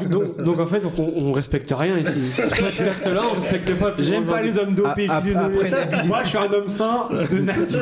Que les hommes de corps Ouais. Non, mais Nabil il est plus petit que Messi, il a le droit de se le vanner sur la taille. C'est pas vrai, vous me voyez pas, mais c'est totalement faux. 1m53, t'es pas plus petit. Je mettrai ma carte d'identité sur Instagram et vous allez voir que c'est totalement faux. On va pas parler de tes papiers, Nabil, mais bon. Alors on va finir par 2 petites questions. Alors est-ce que vous pouvez me citer depuis 1996 tous les joueurs du Real Madrid ayant porté le numéro 10, 96 étant l'année où les numéros ont été arrêtés par la Ligue espagnole. Alors, moi j'en ai. Franck, t'en as, je suppose. Allez-y, commencez. Moi j'ai numéro 10. Alors, j'ai Lassana Diarra. Tout à fait. J'ai Hierro. Non. Il a eu le 10, lui. Depuis que les numéros sont fixes. Ah, depuis que les numéros sont fixes. Il y a Lassana Diarra. Ouais. Schneider. Ouais. Robinho. Ouais. Modric. Oui. James. Oui. Kylian, du coup. Oui. Luis Figo. Oui, exactement. Morientes. Avec numéro 9, Morientes. Non. C'est à Monaco qui était 10, C'est Morientes. à Monaco qu'il est 10, ouais. Et il vous manque Morientes, un c'est la joueur. 9. Sidorf. Exactement, Clarence Sidorf. Quel joueur 98. 96 à 99. Ouais. Ah, il le Avant méritait. Hein. Attends, donc il fait... En 2000, c'est qui a le numéro 10 En 2000, c'est Figo. C'est Figo. Ah, mais il a... Quand il arrive. Ouais. Quand il arrive. Le teutré. On va jouer aux enchères. Combien de joueurs ayant porté les numéros 10 dans une équipe vainqueur de Ligue des Champions pouvez-vous me citer depuis 1993? Titulaire. Titulaire. Ayant porté le numéro 10. Juste le numéro 10 dans une numéro équipe. 10. Faut que tu choisisses une équipe et que tu prennes que des numéros 10 de cette équipe, c'est ça? Ouais, c'est ça. Ah, Combien de joueurs ayant porté le numéro 10 d'une même équipe. Ouais. Ou tu veux dire d'une tous ceux équipe qui ont vainqueur gagné de la Ligue des Champions. D'une équipe Oui, vainqueur de attends. Ligue des Ah, Champions. tous ceux qui ont gagné la Ligue des Oui, Champions, oui, non? oui. Avec le numéro 10. Ah. Exactement. C'est pas Combien pareil. de joueurs pouvez-vous me citer? 8. 8. Les amis, c'est toujours Franck qui se mouille. Je suis Non, très- non, non, je suis très déçu. attends. Moi, je veux dire 9. Pour l'instant, je les ai pas encore. Je veux dire 9. Parce que j'ai un peu de fierté. Et c'est une fois une équipe. Ça veut dire que s'il y a un joueur qui a gagné plusieurs fois avec des champions avec le numéro 10, ça compte pour moi. Oui, une seule fois, on est d'accord. Ah mince, parce que moi, j'avais vraiment... Donc 9. Attends. On a Guy. 7. Combien? CR7. Quoi? J'en ai 7. Ah, 7. Mais non, il faut c'est les enchères. Ils vont Les enchères, faut monter à Parce que chaque 7, fois. j'en ai aussi, mais j'ai En général, pas quand on dit met ça. moins que le gars d'avant, on gagne pas l'enchère. Depuis 93. Ouais. Depuis 93. Ouais. Ah, je pense pas avoir 10, hein. Parce que, attends. On a 9. Francky, est-ce que 8, tu 9. tu surenchéris? 10. 10. Magnifique. Ouais, 10. Quelqu'un a J'ai 11. pas 11, non. 10. Il y a des équipes qui vont gagner. Bah oui. Bah ouais. Avec pas les numéros 10, hein. De quoi? Pas les mêmes numéros 10 dans ces équipes. Non. Ouais. On y va. Francky. Hein. Donc depuis 96, hein. 13. 13. 93. Bah, dire 12 maintenant, c'est c'est l'année où ton Depuis club la Marseille. France. Alors, Litmanen. Tout à fait. Donc ça fait 1. C'est pas parce que j'aurais dit en premier, mais ouais, vas-y. Voilà. Sedorf. Dorf, tout à fait. 2. Figo. Figo, 3. Ronaldinho. Ronaldinho, 4. Deco. Deco, 5. Schneider. Schneider, 6. Messi. Messi, ici, 7. Modric. Modric, 8. Dembélé. Dembélé, 9. J'ai même pas pensé. Et oh, attends, je suis un ouf. Mossala? Non, il a le 11. Non. Attends, laisse-moi. Attends, je suis un baiser. Il faut l'aider là. Il va Non, perdre. non. Il va perdre. Non. Voilà. Robben. J'ai dit? Non, t'as pas dit. Non, il a pas Très dit, il a bien. dit 10. Non, c'est bien. Il Il a vous dit manquait Jack Grealish, Pulisic, Coutinho, James Rodriguez. T'as dit Messi. T'as dit Oui, Messi. il y a ou pas James. Il a dit Messi, ouais. Il y a James, ouais. Au Real en 2014, il n'y a pas de numéro 10, ça il faut le savoir. Ah, c'est là où je buguais en fait. Wayne Rooney, Ronaldinho, Luis Garcia, Rui Costa, Milan AC. Exactement. Et on a Teddy Sheringham, mais voilà. Bon, ça, Attends, pour le coup, c'est qui le numéro 10 du Milan quand il gagne justement en 2007? en 2007, c'est Sidorf. C'est Sidorf. Ah. Mais Sidorf. Ah, j'aurais pu dire 2 fois. Mais oui, c'est Sidorf. bon. Non, c'est le recueil. Mais non, mais oui, mais comme il Ah, a gagné mais avec le Real et puis avec le Milan, c'est pas Mais pareil. c'est pas mais t'as qu'à dire 2 fois dans ce cas. Ouais. Mais à l'Ajax, je Donc, pense pas qu'il ait Sidorf, il aurait pu compter pour 2 parce que moi Ouais, j'avais c'est ça. Sidorf x2 entre guillemets. Avec la- L'Ajax, il a le 10. Ouais, Non, je crois pas. besoin d'avoir deux 95, fois c'est deux, qui, Nabil? 95, c'est Litmanen. moi. Sid Manen, Eh ouais. C'est même pas Reich. Les amis, est-ce que une petite dernière question, on arrête là. Allez, au revoir. Allez. Interrogation. Bon, ok, est-ce que vous pouvez me citer tous les joueurs ayant porté le numéro 10 en tant que champion du monde depuis 86? Oh putain, moi je peux. Au 86, c'est facile. Depuis 86. Je 86, c'est qui? Maradona. Maradona. ouais. 90, c'est l'Allemagne, ça doit être. Leur meilleur joueur. Ils avaient un bon joueur cette année Bah, Matthäus. Matthäus, Matthäus, tout à ouais. fait. 94. C'est le Brésil, c'est Romario. Non. C'est qui l'a le 10 là alors? Bebeto, non. Non. Non, ça peut pas être. C'est un joueur qui a joué en France. Rai. Rai. C'est Rai. C'est vrai qu'il y a le 10 en 94. Ouais. En même temps, ils sortent de Sao 98, Paulo. Zidane. Zidane. 2002. Rivaldo. Rivaldo. 2006, Totti. c'est Totti. 2010, c'est l'Espagne, c'est Xavi, non? Fabregas. C'est Fabregas. C'est Fabregas. Pourquoi peut-être aussi pas? Non, Pourquoi parler de Non, Fabregas? c'est Fabregas. Fabregas, exactement. 14. Özil. Ozil. Ouais. Non, il a 8. C'est Ah, Kroos. il a dit. Podolski. Podolski. Oh le braquage, Ouais. il mérite pas. C'est Podolski. t'as raison. Peut-être un gros Et ensuite, bon, voilà, c'est assez simple. Bah, Mbappé, Messi. Voilà. Voilà, exactement. Écoutez, très bien les amis. Merci beaucoup, c'était un podcast assez long, mais c'était un plaisir de faire ça avec vous. N'oubliez pas de vous abonner, cliquez les amis, rendez-vous très bientôt. Merci à tous. À bientôt. Allez, salut les gars. Ciao, ciao.